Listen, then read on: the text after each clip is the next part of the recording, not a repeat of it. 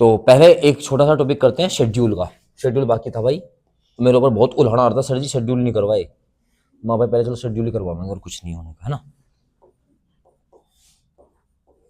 अनुसूचियां,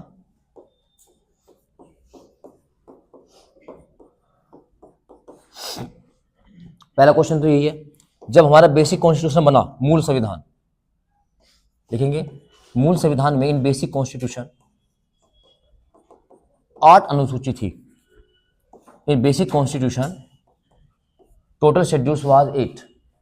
मूल संविधान में कुल 8 अनुसूची थी। एट प्रेजेंट वर्तमान में 12 अनुसूची हैं। वर्तमान में 12 अनुसूची हैं।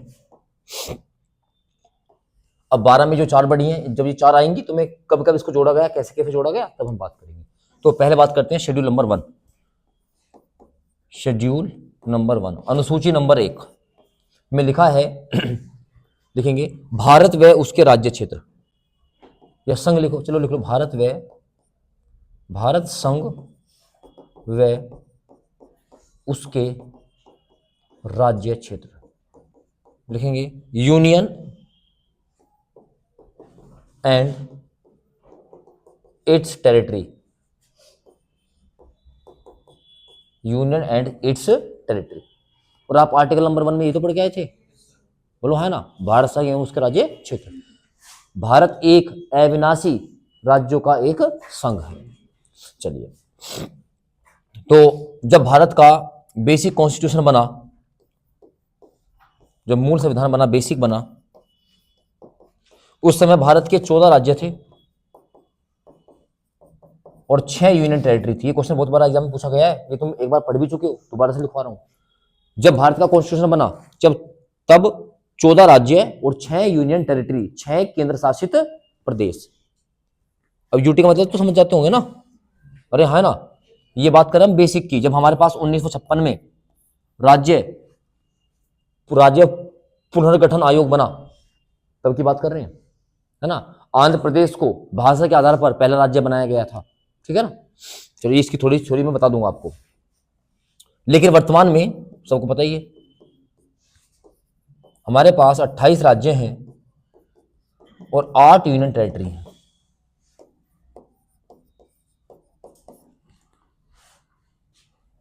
ये आपको याद होना चाहिए, ठीक है ना। चलिए, तो शेड्यूल नंबर 1 भारत के राज्य क्षेत्र के बारे में बात करती है। सबका हो गया, ठीक है। शेड्यूल नंबर 2, शेड्यूल नंबर 2 अनुसूची 2। अनुसूची 2 क्या करती है, ये वेतन यानी कि सैलरी, भत्ते, अलाउंसेस और पेंशन के बारे में बात करती है।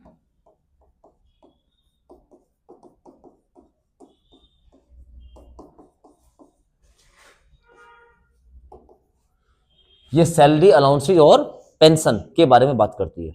अच्छा, किस किस के बारे में बात करती है, किस किस की सैलरी क्या होगी, किसके वेतन भत्ते किसके बनेंगे, उसके बाद कौन कौन वो व्यक्ति हो सकते हैं, तो लिखेंगे। सबसे पहले बात करते हैं ये प्रेसिडेंट, राष्ट्रपति, गवर्नर, राज्यपाल, speaker and deputy speaker of Lok Sabha, Lok Sabha के स्पीकर व डिप्टी स्पीकर के चेयरमैन एंड वाइस चेयरमैन या deputy chairman and deputy chairman of Rajya Sabha, Rajya Sabha के सभापति व उपसभापति, राज्यसभा के सभापति व उपसभापति। इसके बाद नंबर 5 सीएजी, आप पढ़ चुके आर्टिकल 147 148 से, है ना, 148 से 151 तक सीएजी के बारे में बात करती है। इसके बाद ऑल जजेस of supreme court and high court. High court व सुप्रीम कोर्ट के सभी जजों के। एग्जामिनर कंफ्यूज करेगा, उपराष्ट्रपति देगा। उपराष्ट्रपति आपने बहुत अच्छे से पढ़ रखा है। उपराष्ट्रपति को उपराष्ट्रपति पद के लिए कुछ भी नहीं मिलता, उसको राज्यसभा के सभापति के रूप में सब कुछ। तो यानी कि यहाँ पर उपराष्ट्रपति वर्ड कभी भी यूज, बात समझ में आई क्या, ध्यान रखिएगा। तो यानी कि इन लोगों की सैलरी, पेंशन और भत्तों के बारे में बात करती है शेड्यूल नंबर 2। कोई समस्या? देखो नंबर 3, शेड्यूल नंबर 3, अनुसूची नंबर 3 बात करती है ओथ, शपथ। किसकी बात करती है? शपथ। शेड्यूल नंबर 3 शपथ। और शपथ किस किस की? क्योंकि प्रधानमंत्री की शपथ के लिए एक आर्टिकल अलग से बनाया गया है, सॉरी प्रधानमंत्री के, राष्ट्रपति की शपथ के लिए एक आर्टिकल अलग से बनाया गया है। तो राष्ट्रपति की शपथ इसमें के अंदर नहीं आएगी, ठीक है ना। कौन कौन आएगा लिखेगा? All ministers of union government and state government. केंद्र सरकार व राज्य सरकार के सभी मंत्री। Number 2, member of Lok Sabha, Rajya Sabha, legislative assembly, legislative council, legislative council लिखेंगे। लोकसभा, राज्यसभा, राज्य विधानसभा, विधान परिषद के सभी सदस्य, है ना। इसको आप प्यार से बोल देते हो क्या? MLA, member of legislative assembly, बोलते हो आप MLC, member of legislative council. याद आया कि नहीं आया? इन जहां भी ये सब दिखाई दे तो आपके दिमाग में इसके बारे में जितना आपने पढ़ा है, जितनी नॉलेज है, सारी आपके पास दिमाग में आ जानी चाहिए। 5-10 बार कर दो इस काम को, पर पक्का याद रहना स्टार्ट हो जाएगा। एमएलए भाई किस भाग में आते हैं? तुमको भाई भाग नंबर 6 में आते हैं। एमपी है कहाँ आते हैं? भाग 5 में आते हैं। इनको सुविधाएं क्या क्या मिलती हैं, किस आर्टिकल से मिलती हैं, तो सब चीजें आपको याद आ जानी चाहिए। नंबर 2 हो गया ऐसा। अच्छा, इसके बाद देखेंगे जजेज ऑफ या ऑल जजेज of supreme court and high court. Supreme court व हाई कोर्ट के जज, सुप्रीम कोर्ट व हाई कोर्ट के जज। अब बताओ जो हाई कोर्ट होता है, हाई कोर्ट के जजों में जो चीफ जस्टिस होता है उसको शपथ कौन दिलाता है? Chief justice of India. और बाकी जो अदर जजेज होंगे उनको कौन दिलाता है? होगा। देखो काम यहीं पे खत्म हो गया, नहीं काम खत्म। अब मैं कहूं बताओ, सुप्रीम कोर्ट के जो चीफ जस्टिस ऑफ इंडिया होगा उसको शपथ कौन दिलाता है? प्रेसिडेंट, राष्ट्रपति। और बाकी जो अदर जजेज होंगे उनको कौन दिलाता है? Chief justice. देखो बदल गया आंसर सारा। तो ये है रिवीजन ना करने का नतीजा। आपको पता लगेगा कि हाँ हमने पढ़ रखा है सारा, कुछ मिलते जुलते शब्द होंगे लेकिन कौन से होंगे ये पता नहीं लगेगा। बस मैंने सिर्फ 2 लाइन चेंज की है। आगे क्या बात समझ में? अरे हाँ ना। बताओ हाई कोर्ट के जो जजेस होते हैं वो अपना रिजाइन किसको देंगे? गवर्नर को कि राष्ट्रपति को? अब गवर्नर को देंगे। चलो ठीक है, कुछ भी मतलब जो मन में आए बोल दो। और ये भी क्वेश्चन पूछा मैंने इंपोर्टेंट लिखवा रखा है बेटा, यहां तुम कंफ्यूज हो जाओगे, इसको पढ़ना जाके। चलो खैर, तो ऑल जजेस of supreme court and high court की जो शपथ का प्रावधान है वो शेड्यूल नंबर 3 में। बस इन लोगों की शपथ के बारे में यहां बात की जाती है। नंबर 4 लिखिएगा, schedule number 4, allocation of seats in Rajya Sabha. Allocation of seats in Rajya Sabha. Rajya Sabha में सीटों का बंटवारा। राज्यसभा में सीटों का बंटवारा। राज्यसभा में सीटों का बंटवारा।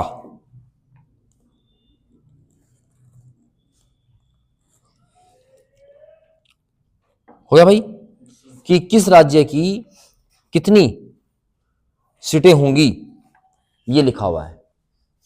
तो जैसा आपको पता ही है, अगर बात करें यूपी की कितनी सीटें हैं? 31। राज्यसभा में कितनी सीटें हैं? 31, सबसे ज्यादा है। लोकसभा में 80 है। बात समझ में आई कि नहीं आई? तो इस तरह से किस स्टेट का, क्योंकि आपको पता है राज्यसभा को काउंसिल ऑफ स्टेट भी कहा जाता है, ये एक परमानेंट हाउस है, क्योंकि यहां पर हर 2 साल में कितने, 1/3 सदस्य, 1/3 मेंबर रिटायर होते रहते हैं। इनका जो कार्यकाल होता है, यहाँ पर जो काम करने वाले व्यक्ति होते हैं, इनके मेंबर्स होते हैं, उनका कार्यकाल 6 वर्ष होता है। राज्यसभा आर्टिकल नंबर 80 में दी गई है, सब पता होना चाहिए, पढ़ चुके आप सब लोग, ठीक है ना। खैर, तो किस स्टेट में, उस स्टेट की राज्यसभा में कितनी सीटें होंगी, ये कौन बताता है? शेड्यूल नंबर 4 बताता है, ठीक है ना। चलिए, शेड्यूल नंबर 5, अनुसूची 5 लिखिएगा। Administration of schedule areas, administration of schedule areas and schedule tribes, and schedule tribes, schedule tribes, TRIBS, अनुसूचित जाति व जनजाति क्षेत्रों का प्रशासन, क्षेत्रों का प्रशासन। तो ये शेड्यूल एरियाज हैं, शेड्यूल ट्राइब्स एरियाज है, इनको निर्धारित करने का जो राइट है, अधिकार है, वो राष्ट्रपति के पास होता है। किसके पास होता है? राष्ट्रपति के पास, है ना। जो शेड्यूल ट्राइब्स लोग होते हैं ना, शेड्यूल ट्राइब्स जनजातियां, वे आप लोग जैसे नहीं होते हैं, उनके अपना ही, वे आप लोगों से डरते हैं जितना तुम उन लोगों से डरते हो। तो वे अपनी जंगल में ही रहना पसंद करते हैं, उनकी अपनी जो ट्रेडिशंस हैं, वे आधुनिक युग में नहीं आना चाहते हैं। अंडमान निकोबार में एक आइलैंड है सेंटलीज, सेंटलीज जनजाति भी है, शेड्यूल ट्राइब्स भी है। आज तक भारत सरकार वहां नहीं गई है, भारत सरकार की बात कर रहा हूँ। एक बार एक पादरी ने जाने की कोशिश की थी चर्च के,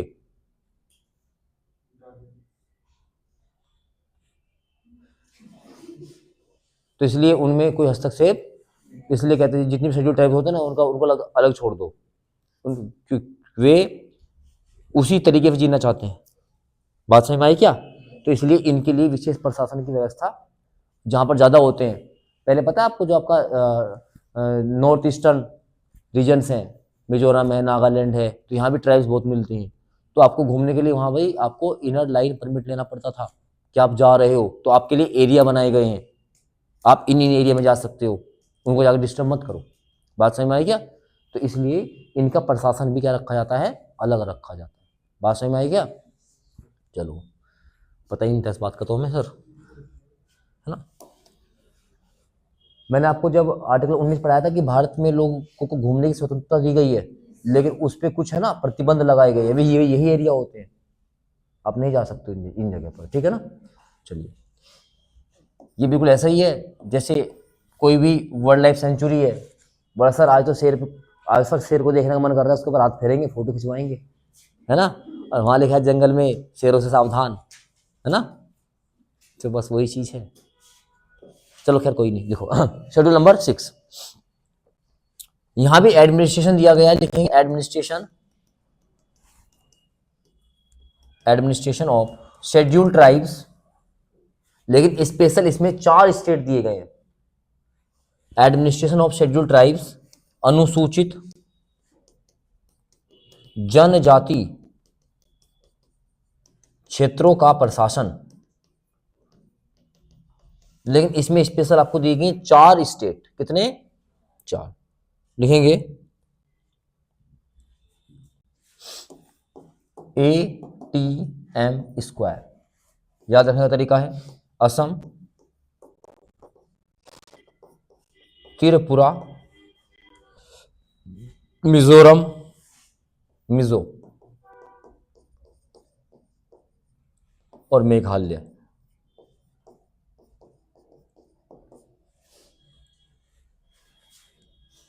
मेघालय, मणिपुर नहीं है इसमें, ठीक है ना।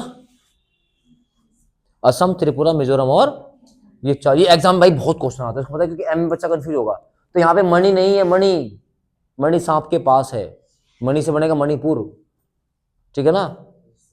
अरे ठीक है, हाँ, वो ध्यान रखना, मणि नहीं है यहाँ पे, तो बस वही एम तुम्हें कंफ्यूज कर सकता है। नंबर शेड्यूल 7, ये तुम पढ़ चुके हो कल, शेड्यूल नंबर 7 लिखेंगे यहां पर। लिस्ट्स, लिस्ट यानी कि सूची, ब्रैकेट में लिखे ना, डिस्ट्रीब्यूशन ऑफ पावर्स, शक्तियों का बंटवारा या पृथक्करण,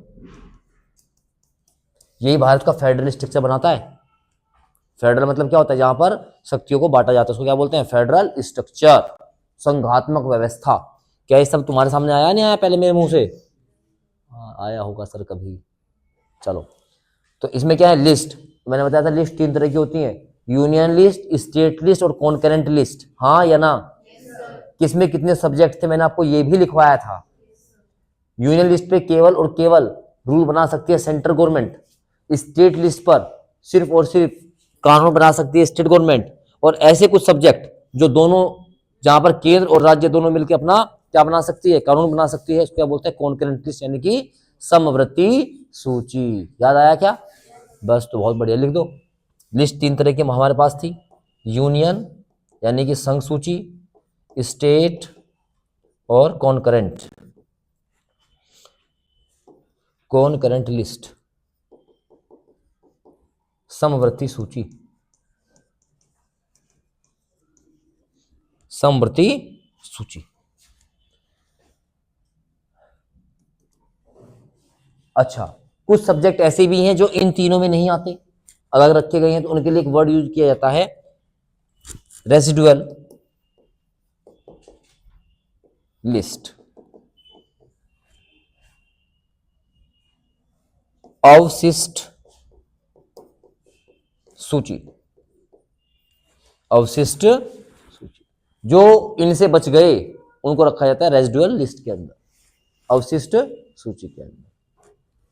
बात समझ में आई क्या?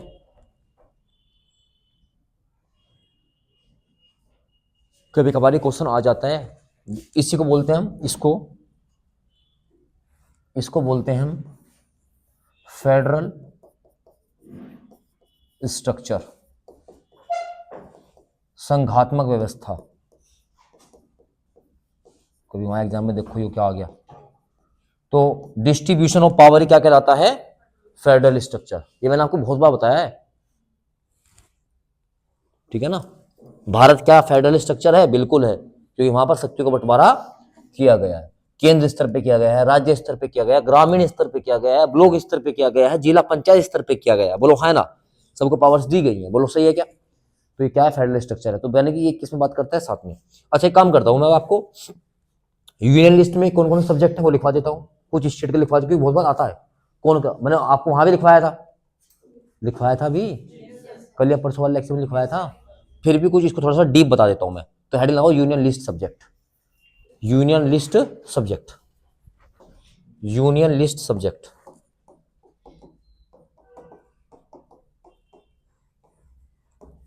संघ सूची के विषय मैं बोलते चलूंगा, आप लिखिएगा। लिखिए पहला, डिफेंस, रक्षा, फॉरेन पॉलिसी, विदेश नीति, फॉरेन पॉलिसी, विदेश नीति, रेलवे, सेंसस, CENSUS, जनगणना, सेंसस, जनगणना, सिटीजनशिप, नागरिकता, सिटीजनशिप, नागरिकता, माइंस, खाने, वो कोल माइन हो सकता है, पेट्रो माइंस हो सकता है, कुछ भी हो सकता है, सब किसका विषय आता है? खान। माइंस हो गया। फिर लिखिएगा करेंसी, मुद्रा, करेंसी, मुद्रा। फिर लिखिए कॉरपोरेट टैक्स, कॉरपोरेट टैक्स, पढ़ चुके आप इकोनॉमी में सब? नहीं, निगम कर या कंपनी कर, फिर लिखेंगे इनकम टैक्स, इनकम टैक्स, आयकर, आयकर, पोस्ट ऑफिस, पोस्ट ऑफिस, डाकघर, शेयर मार्केट, शेयर बाजार या प्रतिभूति बाजार,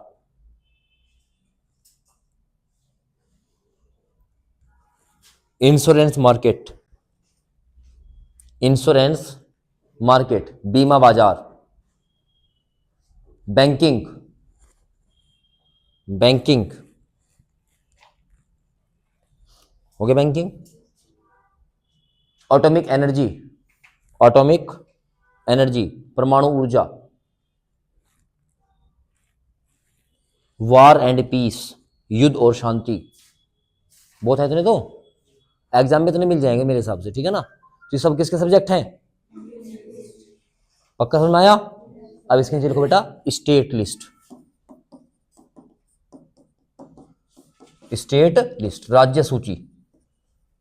लिखो पहला लॉ एंड ऑर्डर, मैंने बोर्ड में बताया था दिल्ली का एग्जाम्पल लेके, आपको याद है दिल्ली का एग्जाम्पल लिया था ना, अरे है ना, दिल्ली यूनियन टेरिटरी है, लॉ एंड ऑर्डर किसके पास रहता है, भारत सरकार के पास रहता है, बोलो है ना। उसका रेस्पॉन्सिबल कौन होता है, भारत का गृह मंत्री होता है, ठीक है ना। तो लॉ एंड ऑर्डर जहां भी होगा वो उस राज्य का क्या होगा, क्योंकि जब लॉ एंड ऑर्डर बिगड़ जाएगा तभी तो राज्यपाल अपनी रिकमेंडेशन भेजेगा कि यहाँ राष्ट्रपति शासन लगाया जाए। इसलिए लॉ एंड ऑर्डर किसका सब्जेक्ट है, वहां की सरकार का, बोलो है ना, समझ रहे हो क्या। चलिए तो लॉ एंड ऑर्डर क्या लिखेंगे, कानून व्यवस्था। आगे लिखो लैंड, भूमि, लैंड भूमि, भूमि संबंधी जितने भी काम होंगे आपके, जैसे उत्तर प्रदेश है, आप भूमि संबंधी आप कोई भी काम कीजिए, उसके लिए नियम कायदे कानून बनाने का काम किसका है, कितना स्टाम्प ड्यूटी लेना है, कितना बेनामे में आपको पैसा लगाना है, सब घटाना है बढ़ाना है, सब कौन करेगी, राज्य सरकार। आगे लिखेंगे लैंड रेवेन्यू, भूमि से उत्पन्न आय, लैंड रेवेन्यू, भूमि से उत्पन्न आय। फिर देखो एग्रीकल्चर टैक्स, कृषि कर, कृषि कर, batting and gambling, BETTING, BETTING, batting and gambling, जुआ और सट्टा, टैक्स लगते हैं, पता है आपको, एप्लीकेशन चलती है ना भारत में सट्टे वाली, उसमें बहुत मोटा टैक्स लगता है, 30% के आसपास शायद। बनाओ करोड़पति, लगाओ टीम, सट्टा लगाओ, धोनी आएगा, सचिन तेंदुलकर आएगा, गांगुली आएगा, विराट कोहली आएगा, ड्रीम 11, सर्किल माई 11, कभी ना कहता बोला NCERT पढ़ लो काम आ जाएगी। अमिताभ बच्चन होगा बोला जुपिटर चलाओ, अपना BMW फरारी से कम ना बैठता, हाँ है ना। खाओ विमल पान मसाला, जुबा केसरी, अपना जिंदगी में नहीं खाया हुआ उन्होंने, है ना। फिर कैटरीना क्या पाई, बोला आम रस,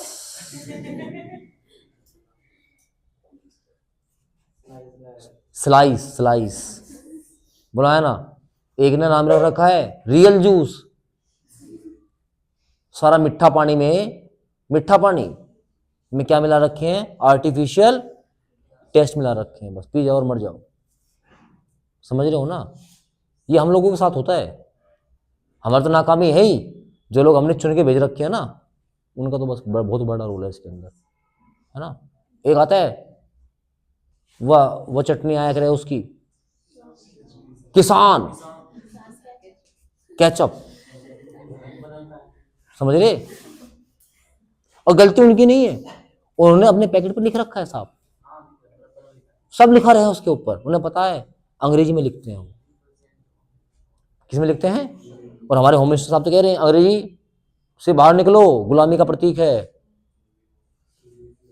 बोलो है ना।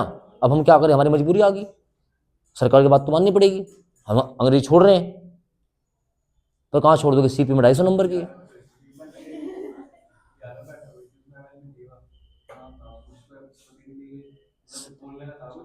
अब उसकी गलती नहीं है उसमें, उसकी क्या गलती है, जब भारत में लिखा हुआ है कि भारत में इलेक्शन लड़ने के लिए शिक्षा कोई उद्देश्य नहीं है, शिक्षा की कोई मैंडेट, क्या कोई शर्त है? कौन से इलेक्शन की बात है? बिहार, यानी कि वो एमएलए का इलेक्शन हुआ, मिनिमम 25 साल उम्र हो, भारत का नागरिक हो, पागल, दिवालिया ना हो, कोई भी लड़ सकता है। यहां क्या लिखा कि वह पढ़ना जानता हो, लिखना जानता हो, तो जो वोट दे रहा है उसको देखना है उस चीज को। भाई भारत में मंत्री बनने के लिए या राजनीति में आने के लिए ये बिल्कुल जरूरी नहीं कि आप शिक्षित हो, बोलो है ना। और ये बात सही भी है। देखो कैसे घर में हमारे दादाजी हैं, दादी जी हैं, अगर आपके साथ उनका बैठना बैठना कभी हुआ होगा, वे इतने बड़े शिक्षित तो नहीं थे, लेकिन परिवार को तो अच्छे से मैनेज कर रहे थे ना। अब आजकल जो बहुत पढ़े लिखे हैं लोग, वो मैनेज नहीं कर पा रहे हैं।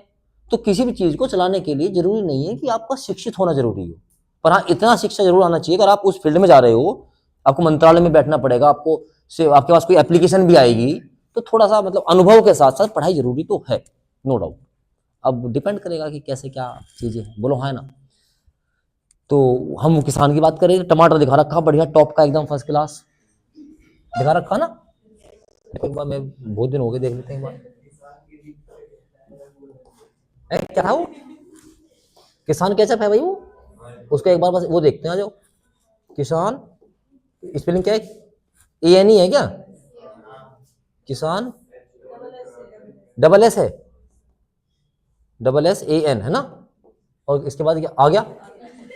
टमाटर, टमाटर है दिखाने के लिए। देखो ये बिल्कुल अभी तोड़ कर लाया भाई, तो टोकरी में, और इसका इसे पीस के बनाया। तो यही तो आपके पास क्या है, पूरा का पूरा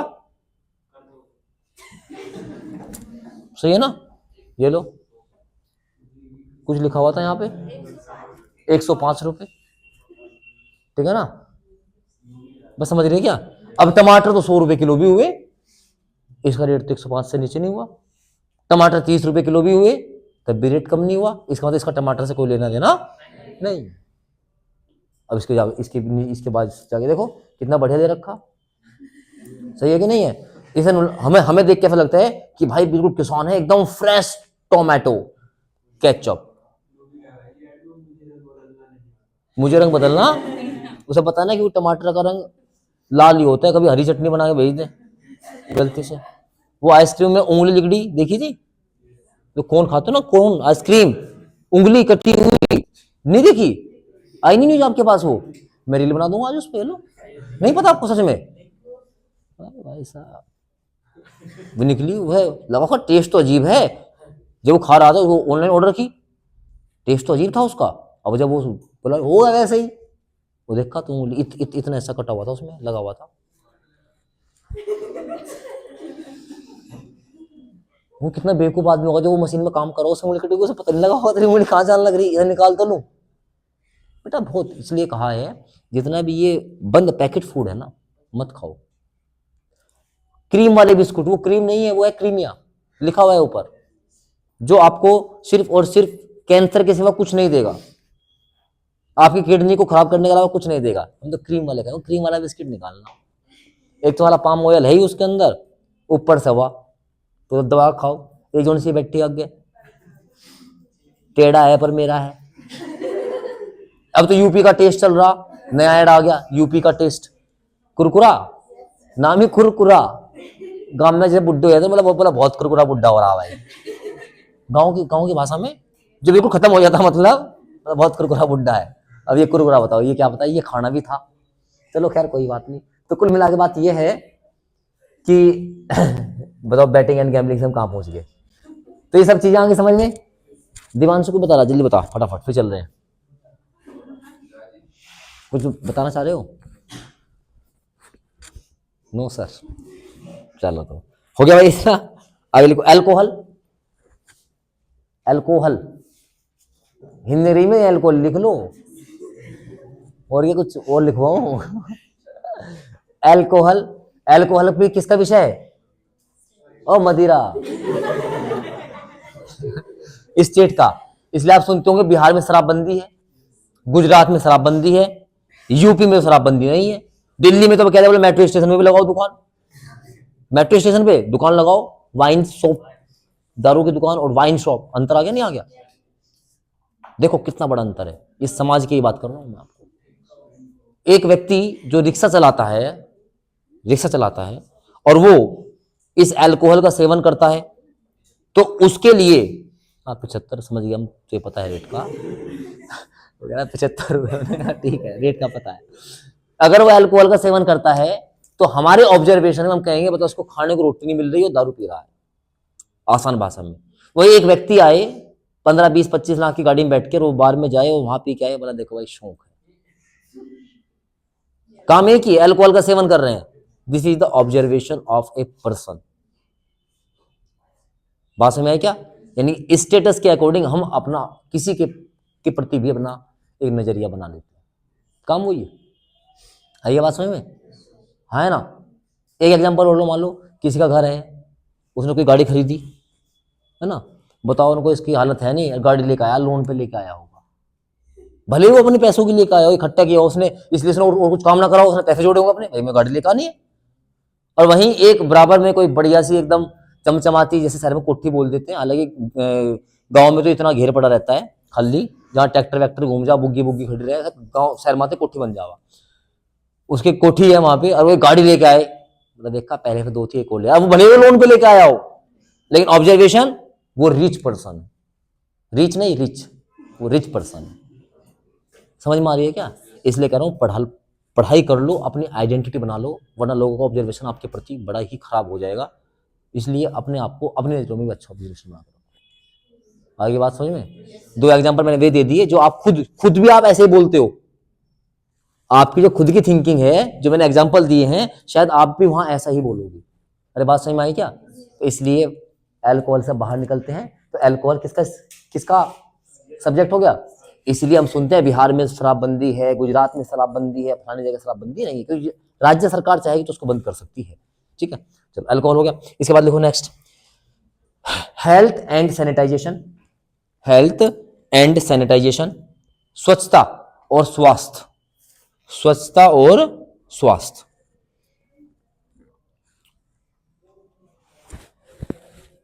ठीक है ना?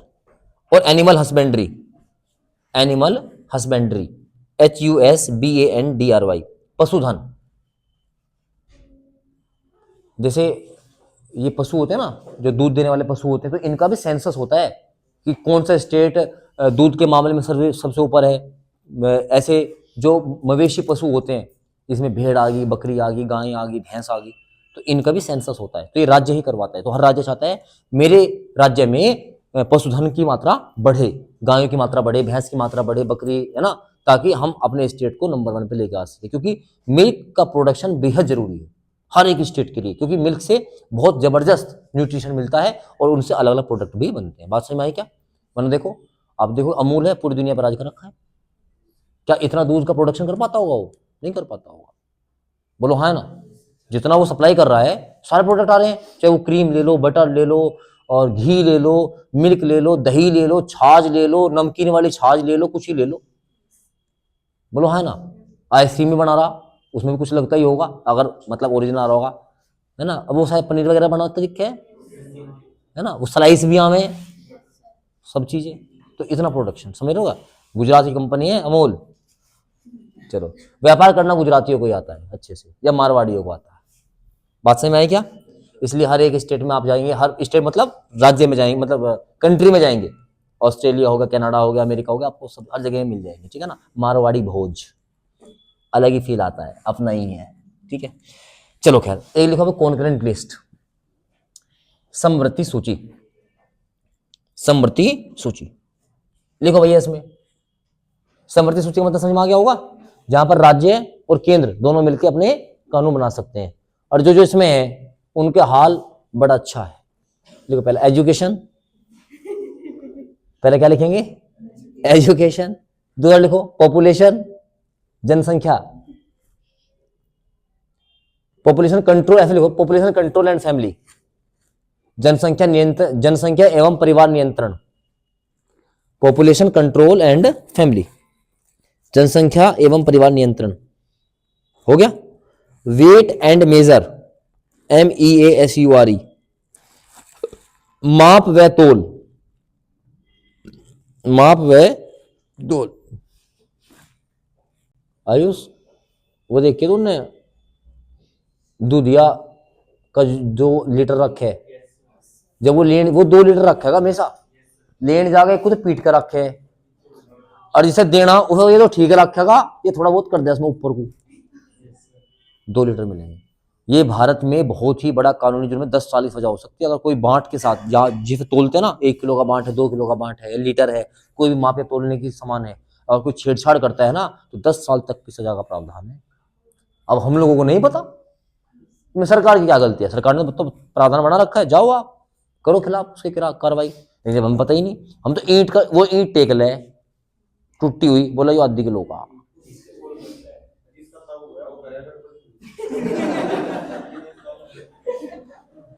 ईंट है, अरे नाप लो उतना ही है जी, कोई दिक्कत वाली बात, मेरी बात समझ में आ रही है ना? तो इसलिए ये प्रावधान आता है कॉन्करेंट लिस्ट के अंदर, बहुत खतरनाक इसके लिए रूल बनाया हुआ है सरकार ने, ठीक है ना? चलो इसके बाद लिखो forest, forest one, forest one. आगे लिखो administration of court, administration of court, न्यायालय का या न्यायालय की या न्यायालय का प्रशासन, तो सब किस में आता है? कॉन्करेंट लिस्ट में आता है, ठीक है ना? और बाकी लिख सकते हो न्यूज़पेपर है, इलेक्ट्रिसिटी है, हाँ इसी में अखबार, बिजली, है ना, सब इसमें आता है। चलो अब बात करते हैं शेड्यूल नंबर 8 की। ज्यादा बड़ा काम कर दिया हमने, है ना? पर क्या करूँ, इतना पढ़ाना ही था। लिखेंगे भाषा, लैंग्वेज, क्या लिखेंगे? भाषा, लैंग्वेज। इसमें मैं कुछ भी नया नहीं बताऊंगा, पढ़ा दिया मैंने आपको, ऑफिशियल लैंग्वेज पढ़ाई थी। पहले कितनी भाषा थी? 14, आज कितनी है? 22। कहाँ कहाँ जोड़ी थी? 21, 71 और 92 से, ये मैं लिखवा चुका, तो मैं आपको बात करने वाला नहीं हूँ। पहले में नेपाली, मणिपुरी और कोंकणी जुड़ी थी, फिर बोडो, डोंगरी, मैथिली और संथाली जुड़ी थी, और सबसे पहले सिंधी जुड़ी थी 21वीं के द्वारा। बोलो हाँ या ना? तो अब मैं इसको नहीं डिस्कस करूंगा। अब लिखेंगे schedule number 9, schedule number 9, land reform, भूमि सुधार, भूमि सुधार, भूमि सुधार। तो अब जाहिर सी बात है, ये बेसिक कॉन्स्टिट्यूशन में तो थी नहीं, इसको ऐड किया गया होगा, तो इसको जोड़ा गया था। पहला संविधान संशोधन अधिनियम, याद कर लेना, 1951, फर्स्ट कॉन्स्टिट्यूशनल अमेंडमेंट एक्ट 1951 से इसको जोड़ा गया। तो भूमि सुधार से संबंधित जितने भी कानून होंगे वो शेड्यूल नंबर किस में जाएंगे? 9 में जाएंगे। शेड्यूल नंबर 10, अनुसूची नंबर 10, दल बदल कानून, एंटी डिफेक्शन लो, एंटी डिफेक्शन लो, दल बदल कानून। इसको कब जोड़ा गया? 52 कॉन्स्टिट्यूशनल अमेंडमेंट एक्ट, ये बहुत इंपॉर्टेंट है, संविधान संशोधन अधिनियम 1985। दल बदल कानून थोड़ा सा डिस्कस कर देता हूँ। मान लो मैं, है ना, मैंने टिकट लड़ा, मैंने एग्जाम दिया अपना कांग्रेस के टिकट पे, विधायक या एमपी बनने का। एमपी बनते विधायक क्या ही बने, जब बनना ही है, मानना तो फिर विधायक मानो। लड़ा, जीत गया मैं, बहुत बड़े मार्जिन से जीत गया, लेकिन मैं बहुत भ्रष्ट आदमी था, और जो सरकार है उसको 2 एमपी चाहिए, बस केवल 2 एमपी चाहिए। मुझे फ़ोन किया आजा, मैंने कहा नहीं आता। बोला कुछ मिलेगा, मैंने कहा नहीं चाहिए, बहुत अमीर हूँ, पूरी ज़िंदगी हो गया एमपी रहते रहते। बोला तेरे याद है 250 करोड़ का एक गबन हुआ था? मैंने कहा हाँ याद आया, आ रहा हूँ, पट्टा तैयार रखो, तुरंत बदल दूंगा। तो क्या बोलते, दल बदल।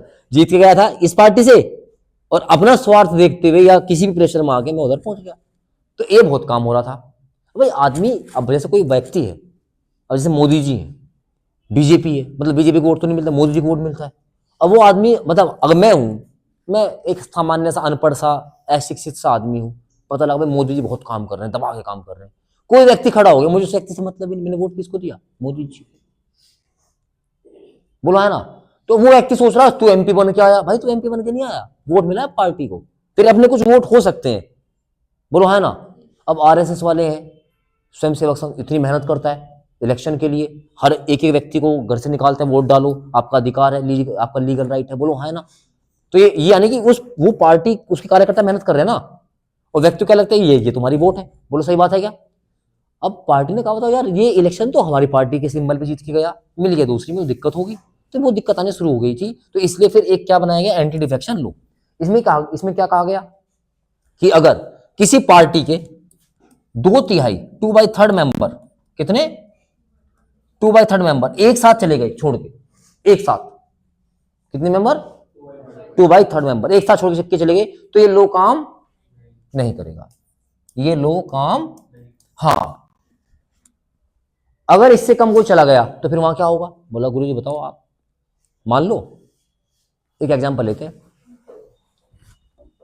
मध्य प्रदेश विधानसभा, ठीक, यहां पर कांग्रेस की गवर्नमेंट बनी, एक सिंधिया भाई जी हैं, आजकल पता नहीं कौन से मंत्री बने, आईटी मंत्री हैं शायद, इंफॉर्मेशन टेक्नोलॉजी मिनिस्टर, है ना। तो उन्होंने 29 एमपी को ले आए एक साथ, सॉरी एमएलए को ले आए, तो कितना आ गया 29। जो 2/3 नहीं थे तो फिर क्या किया, इनकी सदस्यता, क्योंकि ये आए थे कांग्रेस से जीत के, तो इनकी सदस्यता खत्म की गई, और जहां पर सदस्यता खत्म होगी वहां पे दोबारा से री इलेक्शन होगा। क्या होगा, री इलेक्शन। फिर री इलेक्शन हुआ, वे जीत गए और वहां पर बीजेपी गवर्नमेंट बन गई। अब 2/3 है, जैसे कि आपका एग्जाम्पल महाराष्ट्र वाला, शिवसेना, उद्धव ठाकरे, मान लो इसके पास 60 एमएलए थे, कितने 60 के 2/3, एक नाथ शिंदे ले गया भाई 40, कितने ले गया। तो यहां पर ये लोग काम, और तो 60 में 40 चले गए, बचे क्या कद्दू पार्टी में, पार्टी मर्ज होगी एक तरीके से, बोलो है ना। तो ये बात समझ में आई क्या, तो ध्यान रखना एंटी डिफेक्शन लोग कब काम नहीं करेगा, जब 2/3 मेंबर या उससे ज्यादा पार्टी को एक साथ छोड़ के चले जाए, उससे कम है तो ये लोग काम, बात समझ में आ गई क्या। सीधा एंटी डिफेक्शन लो। 11वीं अनुसूची लिखो भैया, 11th शेड्यूल, 11वीं अनुसूची लिखो भैया। 11वीं अनुसूची में पावर ऑफ पंचायत, पंचायत की शक्तियां, और आपने खूब पढ़ा है पंचायत कहां थी। पंचायत 73वें संविधान संशोधन अधिनियम, 73वें संविधान संशोधन अधिनियम 1992 के द्वारा जोड़ी गई थी, 1990, है ना। पंचायत में आपको लोकल गवर्नमेंट में पढ़ा दूंगा, ठीक है ना। भाग 9 में तो है पंचायत, किसमें, पार्ट 9 में। और इसमें कितने सब्जेक्ट हैं पंचायत में, लिखेंगे सब्जेक्ट, सब्जेक्ट लिखेंगे इसके 29 सब्जेक्ट हैं, 29 विषय। हमारी पंचायत होती है ये 29 सब्जेक्ट पर अपना कानून बना सकती है, पावर्स हैं इसके पास। कितने हैं, 29। चलो schedule number 12, schedule number 12, power of municipalities, MUNSCIPILITIES, powers of municipalities, नगर निगम व पालिकाओं की शक्तियां, नगर निगम व पालिकाओं की शक्तियां, दोनों एक साथ जोड़ा गया था। ये 73वां था, ये 74वां था, 1992 में, 1992 में। और जो इसमें सब्जेक्ट दिए गए हैं भाई, जो इसमें सब्जेक्ट दिए गए हैं वे हैं 18, कि 18 विषय पर अपना कानून बना सकता। बोलो बात समझ में आई कि नहीं आई, अरे हाँ ना। तो ये कहानी थी शेड्यूल्स की, किसकी, शेड्यूल।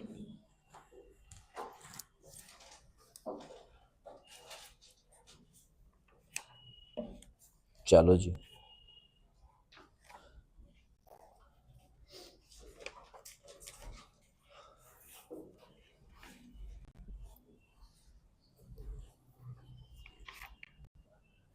तो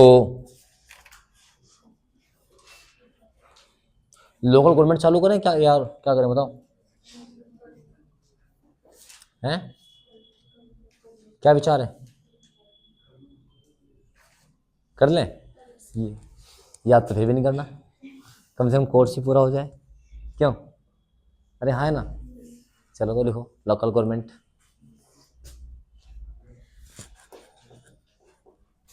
स्थानीय सरकार, स्थानीय सरकार, लोकल गवर्नमेंट।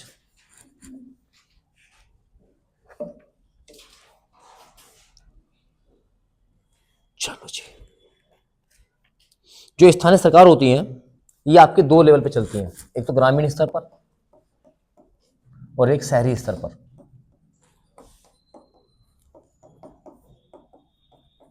ग्रामीण स्तर पर और शहरी स्तर पर, ये आप बहुत बार सुन चुके हो मेरे मुंह से। ग्रामीण स्तर पे ग्राम पंचायत है, ब्लॉक पंचायत है और जिला पंचायत है।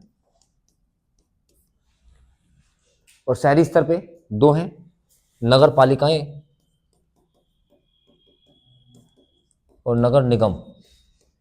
बोलो है ना। उत्तर प्रदेश में कितने नगर निगम है? 17 या 18? 19 ले लो, ठीक है ना। अच्छा, हमें तो समझ में नहीं आता कि सहारनपुर को नगर निगम बना रखा है, मुजफ्फरनगर को बनाया नहीं। अरे तुम्हारे हिसाब से सहारनपुर ज्यादा डेवलप है मुजफ्फरनगर से, मुजफ्फरनगर ज्यादा डेवलप है सहारनपुर से? सहारनपुर ज्यादा ज्यादा डेवलप है? बताओ भाई बताओ। जैसे कि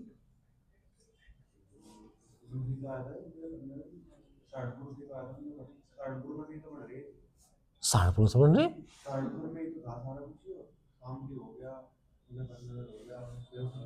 तो बावड़ा हो गया। कौन बता रहा? अरे वो तो कट गया, ये किसने बताया? सारा एक ही था। क्या क्या सुनता रहे यार तू। चलो खैर, तो नगर निगम और नगर पालिका है ना। तुम्हारे आसपास नगर निगम की बात करें तो एक सहारनपुर नगर निगम है, और एक आपके पास मेरठ नगर निगम है, मुरादाबाद नगर निगम है, बरेली नगर निगम है, गाजियाबाद नगर निगम है, आगरा नगर निगम है, शाहजहांपुर नगर निगम है, लखनऊ नगर निगम है, कानपुर नगर निगम है, इलाहाबाद नगर निगम है। बात समझ में आई क्या? यो को नहीं है, हो जाएगा ये भी। चलो ठीक है, इतनी बात समझ में आई क्या? तो म्युनिसिपल कॉर्पोरेशंस आती हैं। बिजनौर तो रह ही गया। चलिए, तो अब बात करते हैं यहां पर हम थोड़ा सा लोकल गवर्नमेंट के लिए कुछ कमेटियां बनाई गई थी, किस तरीके से, तो लिखिएगा। स्थानीय शासन के लिए समितियां, government committees for local government, committees for local government, स्थानीय सरकार की समितियां। पहले लिखेंगे बलवंत राय मेहता समिति, बलवंत राय मेहता समिति, बलवंत राय मेहता कमेटी।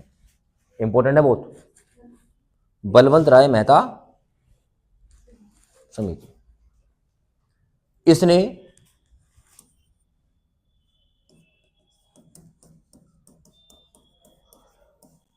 तीन स्तर के यानी कि त्रिस्तरीय,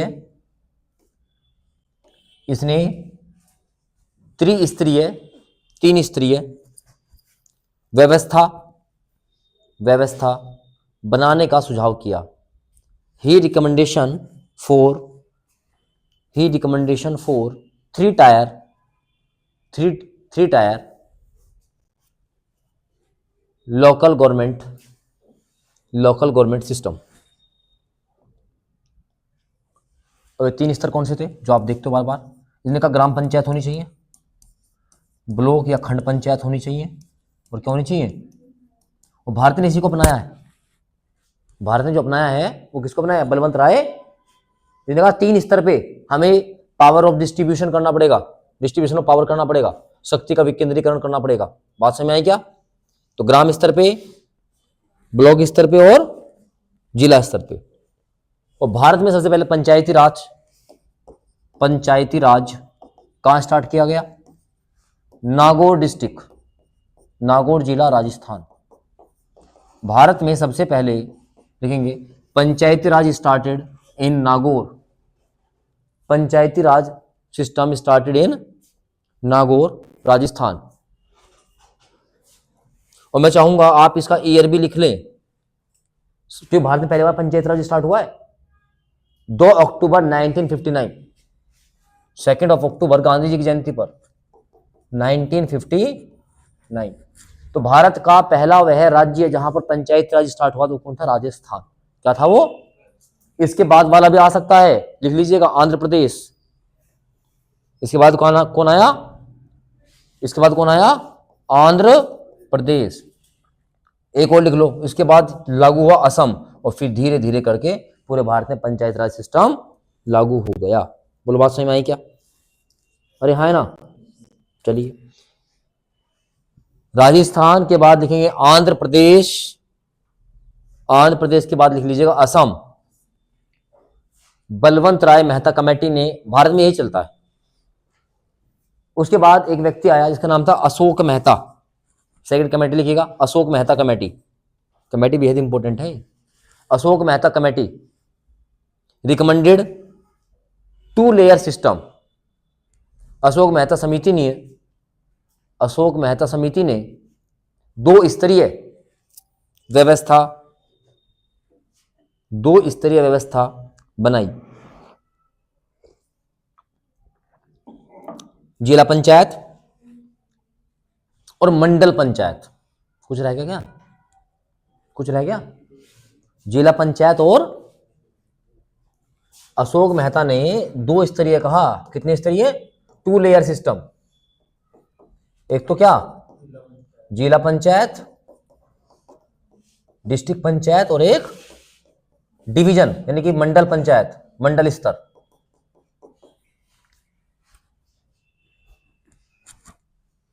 इसको अपनाया नहीं गया क्योंकि इसने कहा भाई मंडल होगा तो जिले पे ही होगा, ये जिलों से मिलकर मंडल बनेगा।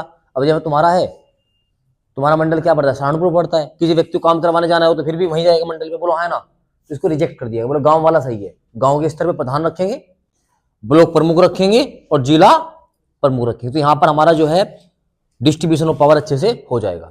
तो इसको अपनाया नहीं गया। अच्छा, इसका ईयर भी लिख लो भैया, ये 1977 में आया था। अशोक मेहता समिति कब आई? 1977 में। फिर लिखो next committee, GV.K. Rao, GV.K. Rao समिति। ये सब संबंधी इससे ही है, लोकल गवर्नमेंट से। GV.K. राव, ईयर लिखो फटाफट, 1985, 1985। समय समय पर भारत के संविधान में विकास होता रहता है। 1900, ऐसा ही वाले ध्यान देंगे, ईयर मिलाने के लिए आ जाता है, ध्यान रखना, ईयर बहुत अच्छे से याद कर लीजिएगा। 1985। इसने सबसे पहले कहा, सुनो, इसने सबसे पहले क्या कहा? पंचायतों को पावर मिलनी चाहिए। पंचायत तो तुमने बना दी, पावर इनके पास है नहीं, तो सबसे पहले रिकमेंडेशन किया पावर्स का किसने? GV.K. राव ने। लिखेंगे पंचायत को पावर मिलने की सिफारिश की। Recommendation to given the power to panchayats. और एक बात और कही इसने, महिलाओं, SC और ST को आरक्षण मिले। Reservation for womens, SC and ST। हालांकि इनकी बात को मना कर दिया गया था, माना नहीं गया था। बात समझ में आई क्या? इसके बाद एक कमेटी और आती है, लिखिएगा, GV.K. राव के बाद LM सिंधवी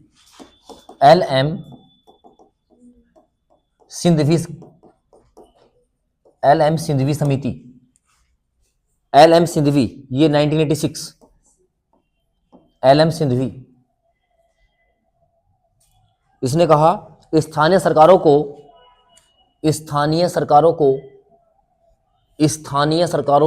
संवैधानिक अधिकार मिले। स्थानीय सरकारों को संवैधानिक अधिकार मिले। देखेंगे local governments have the constitutional rights.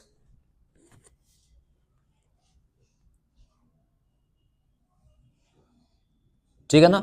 और औरत, SC ST को आरक्षण मिलने की बात इसने भी कही थी। बात समझ में आई क्या? अरे हाँ, है ना? और फाइनली मैंने आपको लिखवा दिया, इसको लिखने की आवश्यकता नहीं है।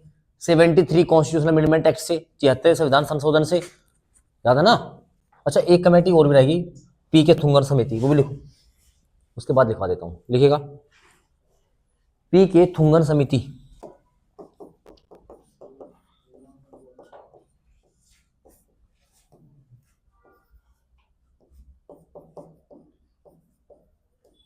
पी के थुंगन समिति, ईयर 1988, 1988, पी के थुंगन समिति। और कॉन्स्टिट्यूशनल राइट का इन्होंने भी समर्थन किया था कि जब तक इनको हम पावर्स नहीं देंगे, कॉन्स्टिट्यूशनल पावर नहीं देंगे, तब तक ये आगे नहीं बढ़ पाएंगे। चलो खैर, अब मैं आपको बता देता हूं दो बातें जो आपने लिखी हैं शेड्यूल नंबर 11 में, शेड्यूल नंबर 12 में। ग्राम पंचायत का गठन 73 संविधान संशोधन से होता है और इसका गठन 74 से होता है, बोलो हाँ ना। और फाइनली इनको कॉन्स्टिट्यूशन में क्या कर लिया जाता है, ऐड कर लिया जाता है, और जैसे कॉन्स्टिट्यूशन में ऐड हुई होंगी तो इनको पावर भी मिल गई होंगी, बोलो हाँ ना। जैसे मैंने बताया आपको कि जो ग्राम पंचायत हैं, ग्राम पंचायत को 28 सब्जेक्ट पे पावर दी गई है, बोलो हाँ ना, sorry 29 gram panchayat has the power of 29 subjects. और जो हमारी नगर पालिकाएं हैं, नगर निगम्स हैं, उनको 18 सब्जेक्ट पे पावर दी गई। मेरी बात समझ में आई क्या? इस चीज को हम दोबारा से रिपीट करने वाले नहीं हैं। तो आगे लिखिएगा अब जा, ये इसका एक छोटा सा मैंने आपको इंट्रोडक्शन लिखा दिया। तो आप लिखिए भाई अब भाग 9 पार्ट 9, पार्ट 9 भाग 9। और पार्ट 9 में क्या लिखा था आपने? पंचायत, याद है?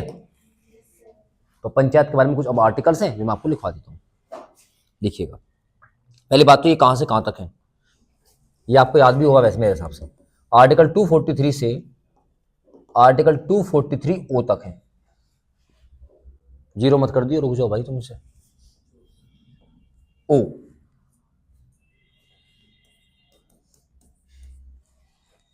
ठीक है ना, कोई घबरा, ये तो 240 से लगा के 2430 तक है, ठीक है ना। चलो, तो आर्टिकल 243 में लिखेंगे डेफिनेशन, परिभाषा, परिभाषा। आपको पता है गांव की परिभाषा क्या होती है? गांव या ग्राम सभा उसको कहते हैं जहां पर 2000 व्यक्ति ऐसे हों जो 18 साल से ऊपर के, यानी कि 2000 का वोटिंग कम से कम होना, उस ग्राम सभा की परिभाषा दी जाएगी। आपने बहुत सारे गांव देखे होंगे, बोला ये गांव तो फलाने गांव में लगे, या 3 गांव का एक ही प्रधान है, तो वहां पर जो जब ये सेंसस किया गया होगा, जब ये सेंसस किया गया होगा तो उस गांव में जो लीगल वोटिंग होगी वो 2000 से कम रही होगी। उनको मिला के वोट कितनी की गई होंगी आसपास के गांव को? 2000। तो उनका प्रधान भी क्या कर दिया गया? एक ही चुन लिया गया। उसके बाद तो जनसंख्या बड़ी होगी, जाहिर सी बात है, लेकिन अब तक वहां पर संविधान में कोई प्रावधान, लिस्ट में कोई प्रावधान नहीं किया गया है, ठीक है। चलो, इसके बाद आप लिखोगे मेरे हिसाब से आर्टिकल नंबर 243 डी। बस 5-6 आर्टिकल लिखूंगा इसमें जो आपके काम के हैं। 243 में तब डेफिनेशन ऑफ ग्राम पंचायत, ग्राम पंचायत की परिभाषा। तो अनुच्छेद लिखिएगा आप 243 डी में लिखेंगे आरक्षण, रिजर्वेशन, रिजर्वेशन। तो रिजर्वेशन 2 हैं, लिखेंगे SC ST, दूसरा वुमेन्स, SC ST और महिलाएं। तो SC ST का क्या होता है कि जो जनसंख्या होगी उसके आधार पर उनको दिया जाएगा। जैसे आप कहते हो ना कि इस बार तुम्हारी सीट रिजर्व हो गई है, SC में चली गई है या ST में चली गई है, तो एक वो साइकिल चलता है। बात समझ में आई क्या? OBC का कोई रिजर्वेशन नहीं, वो जनरल में काउंट होते हैं प्रधान वगैरह के इलेक्शन में, या जो भी लोकल गवर्नमेंट के इलेक्शन होंगे। महिलाओं का 33% आरक्षण दिया गया है। कितना? 33%। मतलब मान लो यूपी में 100 सीटें हैं ग्राम प्रधान की, तो 100 में से 33 क्या बनेगी? महिलाएं बनेंगी। एक सीरीज है ना पंचायत प्रधानपति, आपने देखा होगा गांव में भी, जो लुगाई बनेगी प्रधान, उसका हस्बैंड प्रधानपति, आपको दिवाली की शुभकामनाएं देता है। प्रधानपति नीचे नहीं लिखा जाए, प्रधानपति, ये भी एक डेजिग्नेशन है। और हो भी क्यों ना, एक बात बताइए आप, छोटी सी, ये वास्तविकता है, कोई एक्सेप्ट करे ना करे। महिलाओं की जो स्थिति आज हम देखना चाहते हैं, क्या वो है? नहीं। जो थिंकिंग है महिलाओं के प्रति आज भी नहीं है। अब मान लो कोई व्यक्ति है, वो पूरा तैयारी कर रहा है, वो सीट चली गई महिलाओं में, तो उसकी पत्नी तो लड़ेगी इलेक्शन, पत्नी का तो नाम लिखा जाएगा। इलेक्शन तो कौन लड़ रहा है?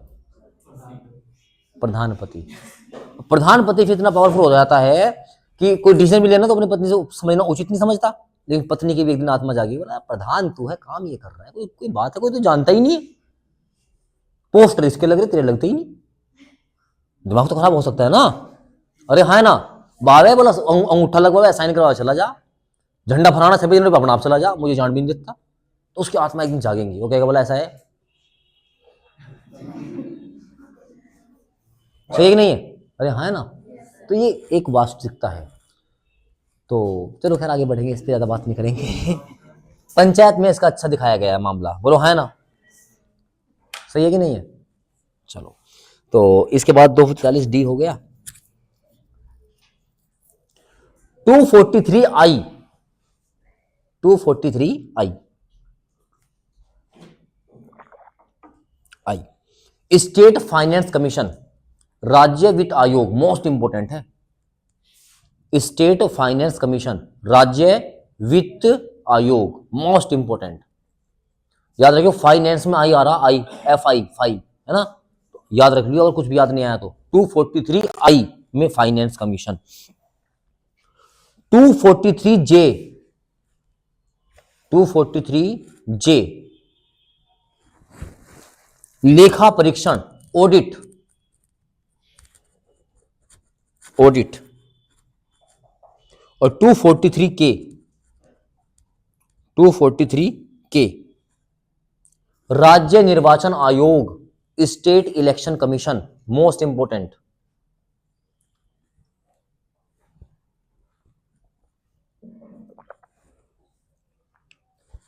देखो मैं कैसे याद रखता हूं, देखो इलेक्शन में क्या आ रहा, इलेक्शन बोल के देख लो एक बार, तो के में क्या हो गया, इलेक्शन, फाई में आई आ रहा।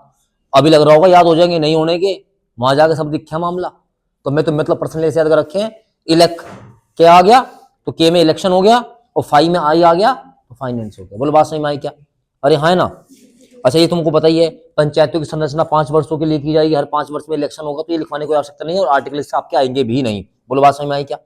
तो एक लेक्चर और लगेगा भाई, मैंने आपको शेड्यूल जो है थोड़ा सा ज्यादा डीप पढ़ा दिया, बात समझ में आई क्या? तो अभी एक लेक्चर और ले लेंगे, है ना,